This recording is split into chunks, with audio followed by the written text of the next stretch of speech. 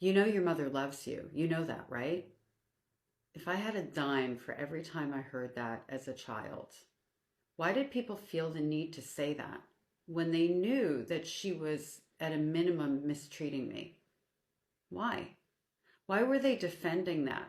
Why would you feel it's necessary to say that to a child when you know that there's something wrong? Like, is that supposed to make the child feel better? Let me tell you, it did not. It is one of the most damaging things that people would say to me when I was growing up, particularly given the fact that my mother was also gone for the better part of 4 or 5 years. And she'd come in and out here and there kind of thing. But I lived with my grandparents during those years. And that's when people really said that to me. My mother abandoned me and she loves me? Huh? You knew my mother was abusive and there were things going on. You may not have known exactly what, but you're going to tell a child who's being hurt by their mother, emotionally or otherwise, that their mother loves them in their own way. Sometimes they add that on. That only validated the fact that there was something wrong with me. Because when my mother was hurting me and she loved me and she was hurting me anyway, it was like such a confusing message. It was like, well, then I must be really bad because she loves me and she can also be mean to me and not hug me and kiss me the way other mommies kiss and hug their children.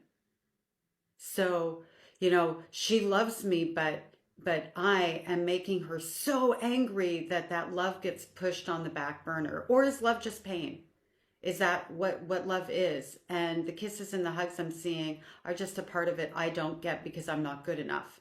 It was such a confusing message. And the worst part about the message was that it kept me in a position of silence. So my abuser is telling me everybody knows that I'm damaged, that I'm sick in the head, that they can't believe that she keeps me around because like they've encouraged her to put me in, a psych ward to go see a shrink. And she would use words in such a way to make it seem like therapy was something that only really sick people did.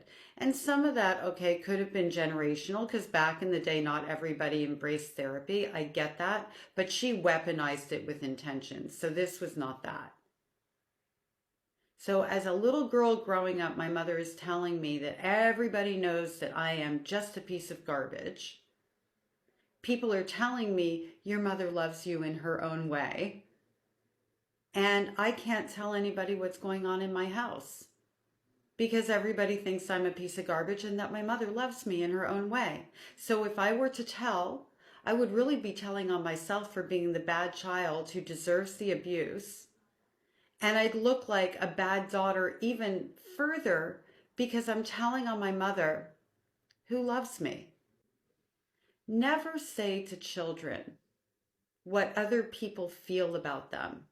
If for no other reason, not just children, don't say to anyone, oh, they really love you, they really like you, they really this, they really that, unless you have proof of that in terms of seeing what their relationship is like. Not, oh, my daughter, she's so sweet, she's so wonderful, and oh, your mother talks highly of you all the time, she loves you. My mother would do certain things like that, not that nice and syrupy, but on occasion in certain, maybe something related to a talent of mine, like my musical talent, which she probably told everybody I gave up instead of telling people the truth that she put me in a school with no music program. But anyway, your mother loves you. She talks so highly of you. You don't know what's going on behind closed doors in that relationship with any person. And if somebody especially is coming to you and they are bringing concerns to you, telling them that the person who they're bringing concerns about loves them is invalidating. You've now made yourself not a safe space for that person and you've aligned yourself with someone who's probably abusing them.